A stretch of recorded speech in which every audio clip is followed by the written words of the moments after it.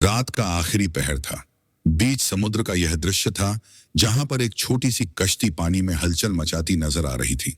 इस कश्ती में एक खूबसूरत 22 साल की लड़की बैठी थी जिसका नाम ऐदा था। ऐदा के चेहरे पर बहुत घबराहट थी। उसके साथ ही एक कुत्ता भी कश्ती में मौजूद था जो उसका पालतू कुत्ता था जिसका नाम मैक्स था।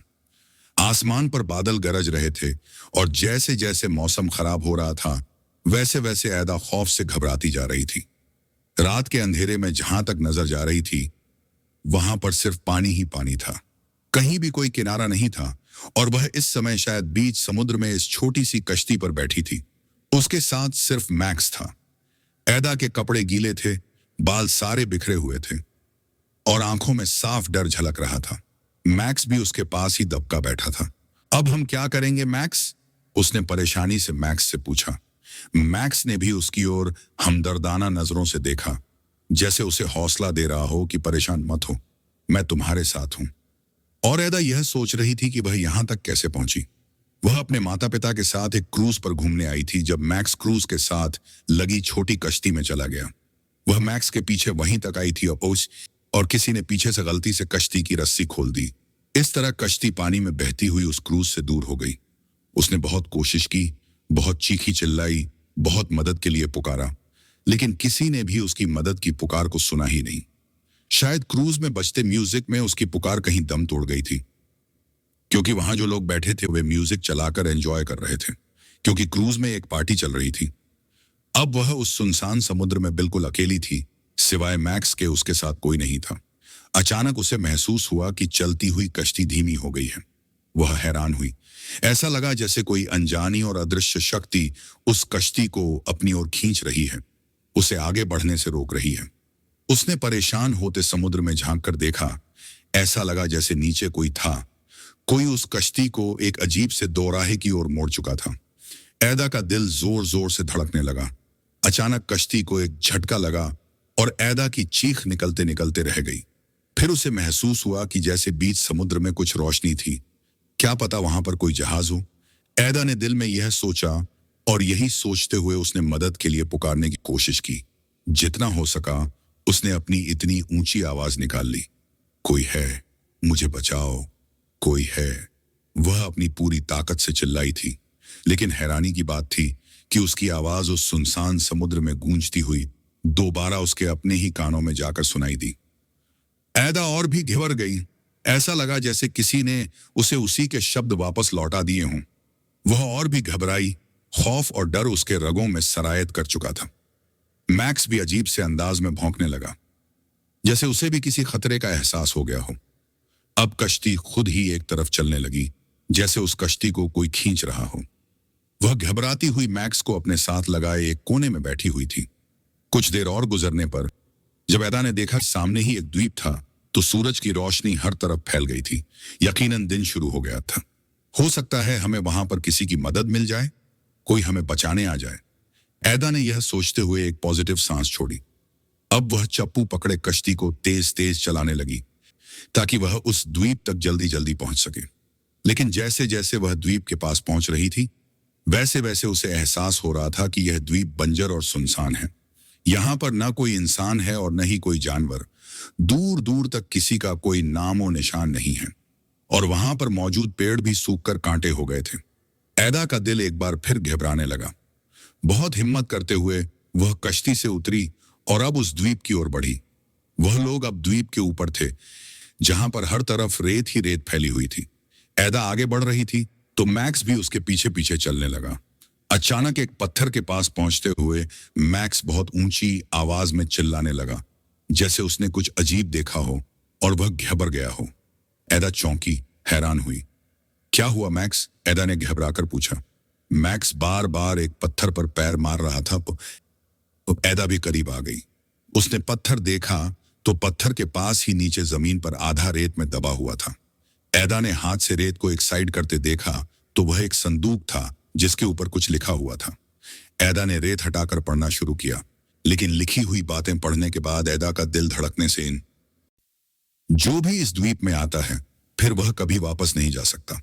वह अल्फाज थे या शायद पिघलता हुआ शीशा जो ऐदा के वजूद में उतर गया। वह इतनी घबराई कि उसे ठंडे पसीने आने लगे। उसने आसपास देखा, कुछ दूर जहां अभी वह कश्ती से उतरकर यहां आई थी, लेकिन हैरानी की बात थी कि अब वहां कश्ती कहीं नहीं थी। एदा का सांस रुक गया। कश्ती कहां गई? वह हैरानी से घूमती हुई आसपास देख रही थी, लेकिन ऐसा लग रहा था जैसे कश्ती को पानी निगल गया हो, क्योंकि यहां सिर्फ दूर दूर तक पानी ही था। उसने एक बार फिर पीछे सुनसान द्वीप को देखा। वहां पर दूर दूर तक उसे किसी जिंदा इंसान का कोई नामो निशान नहीं मिला। हल्की हल्की हवा चल रही थी, जिसमें वह सुनसान और जर्द पेड़ लहरा रहे थे। एदा आगे चलती जा रही थी। रेत पर उसके कदमों के निशान बनते जा रहे थे। अब क्या करूं? उसने खुद से सवाल पूछा। मैक्स अभी भी वहीं उस पत्थर के पास खड़ा था और हल्का हल्का गुर्रा रहा था, जैसे उसे अभी भी खतरा महसूस हो रहा हो। एदा ने पलटकर पीछे देखा, लेकिन पीछे का मंजर देखकर एदा की आंखें हैरत से पूरी पफिल गईं। वहां सिर्फ उसके और मैक्स के पैरों के निशान नहीं थे। उन दोनों के पैरों के निशानों के अलावा एक तीसरे पैरों के निशान भी थे। एदा को लगा उसका सांस बंद हो जाएगा। क्या यहां पर कोई और भी है? वह घबरा गई। उसने देखा, वह पैरों के निशान शायद पहले से वहां पर बने थे, यानी कि उनके यहां आने से पहले कोई उस तरफ गया था। अब वह उन पैरों के निशानों की तरफ बढ़ने लगी, जो झाड़ियों के पीछे जाकर गायब हो रहे थे। एदा आगे बढ़ने लगी तो उसके पीछे ही मैक्स भी चलने लगा। वह झाड़ियों को एक साइड पर हटाती चली जा रही थी। उसने आगे जाकर देखा, वहां पर एक छोटी सी पुरानी झोपड़ी बनी थी। क्या यहां कोई और भी है? यह सोचते हुए एदा का दिल बैठा, लेकिन उसे हिम्मत जुटानी थी। उसे अगर जिंदा सही सलामत इस जगह से बाहर निकलना था, तो उसे हिम्मत करनी होगी। कुछ आगे जाकर उसने देखा कि वहां पर एक फासले पर एक टूटी लकड़ियों और सूखी घास की एक पुरानी टूटी हुई झोपड़ी थी, जैसे वह सदियों से यहां पर बनी हुई हो। क्या पता वहां पर कोई हो और उसकी मदद करे? यह सोचते हुए एदा ने हिम्मत करते हुए झोपड़ी की तरफ बढ़ना शुरू किया। वह झोपड़ी में दाखिल हुई तो वहां पर घुप अंधेरा था और शायद बहुत ज्यादा मिट्टी भी थी। एदा खांसती हुई अपने चेहरे पर हाथ रखे मिट्टी को हटाने की कोशिश करने लगी। सूरज की रोशनी से थोड़ी बहुत रोशनी जो झोपड़ी में अंदर आ रही थी, उसे अब एदा ने मंजर देखा। इस झोपड़ी में बहुत कचरा, मिट्टी, धूल जमी हुई थी और वहीं पर एक टूटा हुआ बिस्तर पड़ा था। कुछ बर्तन थे और एक संदूक बंद पड़ा था। टूटे हुए बिस्तर को देखकर एदा अंदाजा लगा सकती थी कि यकीनन यहां पर कोई रहता था। संदूक को देखकर एदा को उम्मीद हुई, क्या पता इस संदूक में उसे कुछ ऐसा मिल जाए जो उसकी मदद कर सके। यह सोचते हुए वह संदूक तक आई और 2 मिनट की मेहनत के बाद उसने संदूक खोला और संदूक में मौजूद सामान उल्ट पुल्ट करके देखना शुरू किया। वहां पर कुछ कागज पड़े थे। एदा ने उन कागजों को उठाया। वहां पर कोई तहरीर लिखी थी। वह कागजों को पकड़े अब झोपड़ी से बाहर दहलीज में आकर बैठी। उसके पास ही मैक्स भी बैठ गया। अब वह उस तहरीर को पढ़ रही थी, जहां पर किसी की लिखावट में लिखा हुआ था, अगर तुम ये पढ़ रहे हो तो इसका मतलब है कि तुम भी इस द्वीप में आकर फंस गए हो। यह द्वीप किसी को भी यहां से बाहर नहीं जाने देगा। जैसे ही एदा ने यह पढ़ा, उसके हाथ पैर फूले, दिल घबराने लगा। यह क्या था? इसका क्या मतलब हुआ? उसने घबराते हुए मैक्स को देखते हुए पूछा। मैक्स भी अब बहुत शांत बैठा था, जैसे उसे भी किसी खतरे का एहसास हो रहा हो। एदा ने आगे पढ़ना शुरू किया। यहां पर एक अनदेखी अनजानी ताकत है, जो तुम देख नहीं सकोगे, लेकिन वह तुम्हें हर जगह हर वक्त देखेगा। यह देखकर एदा का गला सूख गया। वह जल्दी से संदूक तक आई, उन सारे कागजात को संदूक के अंदर फेंका, जल्दी से संदूक को बंद किया। वह बहुत घबरा गई थी। वह दोबारा उस झोपड़ी से बाहर निकली। इतने में उसने बहुत दूर से किसी इंसान की आवाज को सुना। कोई है? बचाओ! वह एक बार फिर अपनी पूरी ताकत से चिल्लाई। अब एदा का दिल बहुत तेजी से धड़क रहा था। वह सारी की सारी कांप रही थी। क्या वास्तव में उसके अलावा भी यहां कोई मौजूद था? वह यही सोच रही थी, लेकिन जो आवाज उसे किसी इंसान की आ रही थी, वह आवाज बहुत जानी पहचानी थी, जैसे वह उस आवाज को जानती हो। यह सोचते हुए उसे मदद के लिए पुकारना चाहिए। वह झोपड़ी को वहीं छोड़ते हुए अब भागी। वह समुद्र की तरफ भाग रही थी तो उसके पीछे पीछे ही मैक्स भी भागने लगा। एदा समुद्र किनारे पहुंची। वहां पर लहरों का बहुत शोर था। उसने आसपास देखा, वहां कोई नहीं था। अभी वह यह सब सोच ही रही थी जब उसने समुद्र में किसी की परछाई को देखा। कौन है वहां पर? प्लीज मेरी मदद करो, मैं यहां पर फंस गई हूं। किसी परछाई को देखकर ऐदा चिल्लाई, लेकिन जैसे ही वह परछाई करीब आने लगी, ओ हाँ, तो ऐदा हैरान हुई। वह एक कश्ती थी जिसमें एक लड़की बैठी थी। अरे यहाँ आओ आओ, मैं यहाँ पर हूं, मुझे बचाओ, ऐदा एक बार फिर चिल्लाई। लेकिन जैसे ही उसने लड़की के चेहरे को देखा तो हैरान रह गई। वह कोई और नहीं, वह ऐदा खुद थी। वह बिल्कुल ऐदा की परछाई थी, जैसे ऐदा थी। वह बहू ऐदा की कॉपी। ऐसा कैसे हो सकता है? ऐदा सोचकर रह गई। वैसी ही लड़की, वैसे ही भीगे कपड़े, वैसे ही बिखरे हुए बाल। ऐदा का दिल अब घबराने लगा। उसे लगा वह अगला सांस नहीं ले सकेगी। यह कैसा मजाक था? वह महज सोच कर रह गई। बहुत हिम्मत करते हुए ऐदा ने एक कदम आगे बढ़ाना चाहा। जैसे ही उसने पहला कदम लिया तो कश्ती में बैठी हुई वह परछाई वहीं कहीं गायब हो गई। अरे रुको, नहीं, ऐसा नहीं करो, वह घबराती हुई चीखी थी। लेकिन तब तक वह परछाई हवा में कहीं गायब हो गई। ऐदा हिम्मत करती हुई उस कश्ती की तरफ भागी, लेकिन जैसे ही वह कश्ती तक पहुंची, कश्ती को हाथ लगाने की कोशिश की तो कश्ती भी कहीं गायब हो गई। ऐदा की हिम्मत खत्म हुई। वह हिम्मत हारते हुए वहीं घुटनों के बल जमीन पर बैठी। यह क्या हो रहा है मेरे साथ? वह बेबसी से बोली थी। तभी मैक्स ने पास ही रेत में अपने पंजों से रेत में कुछ खोदना शुरू किया। ऐदा मैक्स के करीब आई तो देखा वहां पर रेत में कुछ कागज दबे हुए थे। ऐदा ने वह कागज उठाकर उन्हें पढ़ना शुरू किया तो उस पर लिखी हुई बातें थीं। तुम सही दिशा में जा रही हो। वह परछाई तुम्हारी कोई मदद नहीं कर सकती, लेकिन वह तुम्हें रास्ता दिखा सकती है। जिस जगह से वह गायब हुई है, बहाव पर ना हुई है, वही तुम्हारा रास्ता है। ऐदा ने गौर से उस जगह को देखा जहां से कश्ती गायब हुई थी। वहां पर पानी कुछ शांत था और हल्की सी रोशनी चमक रही थी। शायद वहां पर कुछ है। ऐदा ने एक गहरी सांस ली और पानी में उतरने का फैसला किया। मैक्स अब बेचैनी से भौंकने लगा था, लेकिन ऐदा ने उसे शांत करवाया। परेशान मत हो मैक्स, मैं जल्दी वापस आऊंगी, बस मेरा इंतजार करना। उसके बाल थपथपाती हुई वह पानी में उतरने लगी। आहिस्ता आहिस्ता वह पानी में उतरी। जैसे ही उसने पानी को हाथ लगाया, उसे महसूस हुआ कि कोई उसे पानी में खींच रहा है। यह देखकर ऐदा घबरा गई और उसने चीखने चिल्लाने की कोशिश की, लेकिन तब तक वह पूरी तरह से पानी के अंदर जा चुकी थी। दोबारा जब उसने अपनी आंखें खोली तो उसने खुद को किसी गुफा जैसी जगह में पाया। समुद्र के अंदर वह जगह थी, लेकिन वहां पानी एक बूंद भी नहीं था। ऐदा ने चारों तरफ घूमकर देखा। वह एक अजीब गुफा में थी और इस गुफा की सारी दीवारें चमक रही थीं। हवा में हल्की सी नमी थी, जिसका मतलब था कि वह समुद्र में ही कहीं नीचे थी। अब दूर कहीं से किसी के कदमों की आवाज आ रही थी। कोई है? ऐदा ने धीरे से पूछा। अचानक ऐदा के सामने एक बूढ़ा आदमी आकर खड़ा हुआ, जिसकी सफेद दाढ़ी थी। उसने एक पुरानी पोशाक पहन रखी थी। ऐदा उसे देखकर पहले तो घबरा गई। तुम्हें यहां नहीं आना चाहिए था बच्चे, उन्होंने नरमी से ऐदा से कहा। पर तो ऐदा को कुछ हौसला हुआ। कौन हो आप और मैं यहां कैसे आई? उसने बेबसी से सवाल पूछा। बूढ़े आदमी ने एक गहरी सांस ली और अब वह ऐदा को देखते हुए बोलना शुरू हुआ। यह द्वीप तुम्हें यहां पर हमेशा के लिए फंसा सकता है, लेकिन अगर तुम यहां से निकलना चाहती हो तो तुम्हें एक मुश्किल मंजिल तय करनी होगी। तुम्हें एक इम्तिहान देना होगा। यह सुनते ही ऐदा सारी की सारी कांप गई। क्या? कैसा इम्तिहान? उसने घबराते हुए पूछा। तुम्हें अब यह सोचना है कि तुम यहां से जिंदा सलामत बचकर बाहर निकलना चाहती हो या फिर हमेशा के लिए इस द्वीप का हिस्सा बन जाना चाहती हो। बूढ़ा अभी भी नरमी से ही बात कर रहा था। ऐदा के दिमाग में हजारों सवाल घूम रहे थे। उसे कुछ समझ नहीं आ रहा था कि क्या करे। इस द्वीप का हिस्सा बनना क्या मतलब है? उसने परेशानी से पूछा। बूढ़े आदमी ने गहरी सांस ली। इसका मतलब है कि यह द्वीप सिर्फ उन लोगों को यहां से जाने देता है जो इसकी सच्चाई जान लेते हैं, लेकिन जो डर जाते हैं और हिम्मत हार जाते हैं, वे हमेशा के लिए इस द्वीप में ही कैद होकर रह जाते हैं। यह सब जान लेने के बाद ऐदा का तनफ्फुस तेज चलने लगा। उसने बेबसी से नफी में सिर हिलाया। हरगिज नहीं, मैं यहां पर कभी नहीं रहना चाहती। मुझे वापस अपने घर जाना है। उसकी आंखों में खौफ था, लहजे में बेबसी थी, चेहरे पर डर के गहरे साए मौजूद थे। बूढ़े आदमी के चेहरे पर हल्की सी मुस्कुराहट उभरी।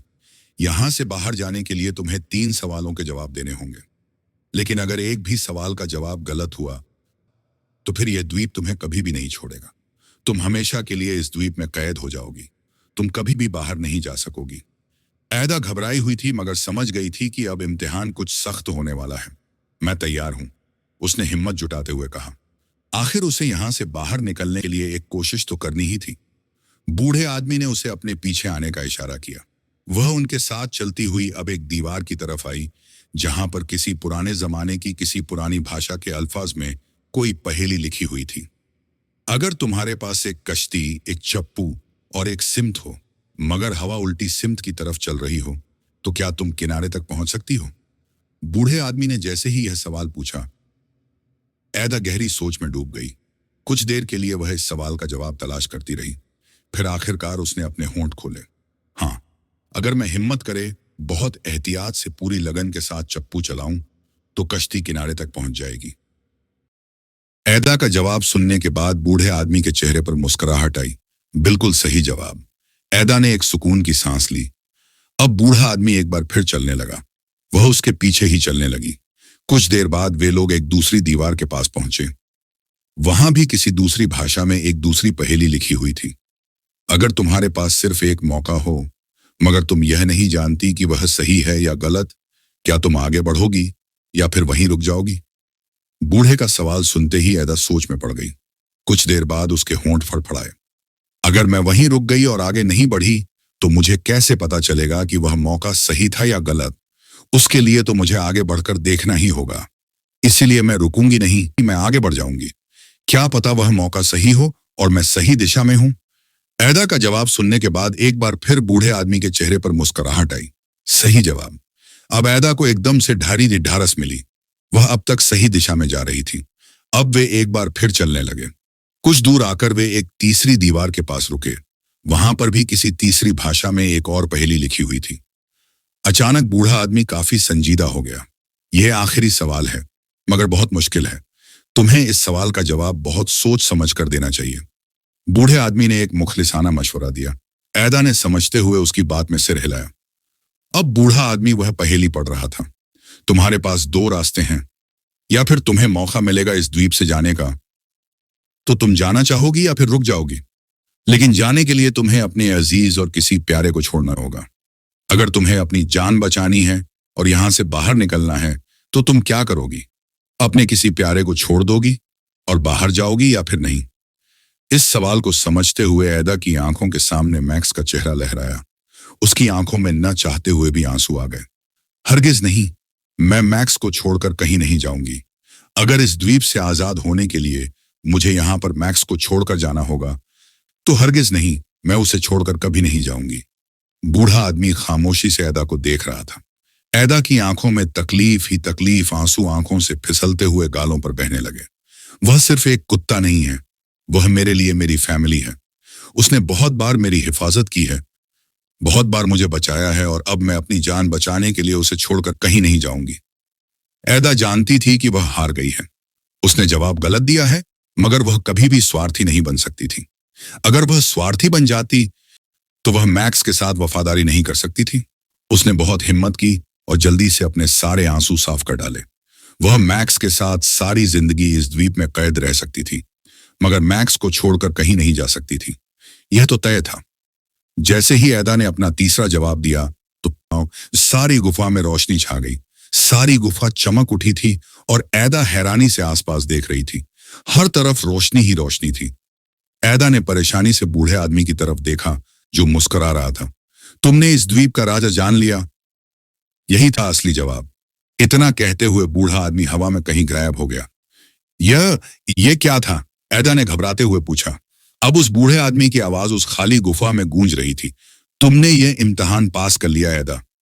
इस द्वीप का यही राज है कि वह सिर्फ उन लोगों को जाने देता है जो स्वार्थी नहीं होते, जिनके पास सच्ची मोहब्बत होती है। फिर वह मोहब्बत किसी से भी हो, जिनके पास एहसास होता है। तुमने अपने डर को हराया और अपने किसी प्यारे को नहीं छोड़ा। अब यह द्वीप तुम्हें नहीं रोकेगा। तुम अपने घर वापस जा सकोगी। जैसे ही आवाज खत्म हुई, तो ऐदा ने देखा कि अब उस गुफा की दीवारें गायब हो रही थीं और आहिस्ता आहिस्ता एक दूसरा मंजर उभरने लगा। उसने अपने आप को दोबारा उसी समंदर के किनारे पर पाया। ऐदा ने देखा कि अब उसकी अरे मैक्स, हम लोग बच गए। उसने खुशी से कहते हुए मैक्स को अपने गले से लगा लिया। मैक्स ने भी खुशी में अपनी पूंछ लहराई। अब ऐदा उस कश्ती में दाखिल हुई, तो उसके साथ मैक्स भी चढ़कर अंदर बैठ गया। ऐदा ने चप्पू चलाने की कोशिश की, इस बार हवा उसका साथ दे रही थी। आहिस्ता आहिस्ता वे लोग उस द्वीप से दूर होते गए। कुछ घंटों के बाद समंदर में ऐदा ने एक जहाज देखा। जहाज को देखते ही वह चिल्लाने लगी, हेल्प हेल्प, मेरी मदद करो। जहाज के लोग ऐदा को देखते हुए हैरान हुए। फिर उन सब लोगों ने ऐदा की मदद की और उसे जहाज में बिठाया। जैसे ही ऐदा जहाज में बैठी, उसने पीछे मुड़कर देखा। वहां द्वीप कहीं नहीं था। वह गायब हो चुका था। क्या वह सचमुच असली था? ऐदा अभी यही सब सोच रही थी जब उसे अपनी जेब में कुछ महसूस हुआ। उसने जेब में हाथ डाला। वहां पर एक वही पुराना कागज था जिस पर लिखा हुआ था, तुम जीत गई। ऐदा मुस्कुराई थी और वह जान गई थी कि उस द्वीप का राज यह था कि सच्ची मोहब्बत से इंसान कोई भी मुश्किल और परेशानी को हल करने के साथ बड़े से बड़ा इम्तिहान पास कर सकता है। वह अपने घर जाने के लिए तैयार थी। उसके अंदर एक सुकून सा आ गया था। अब वह बहुत खुश थी।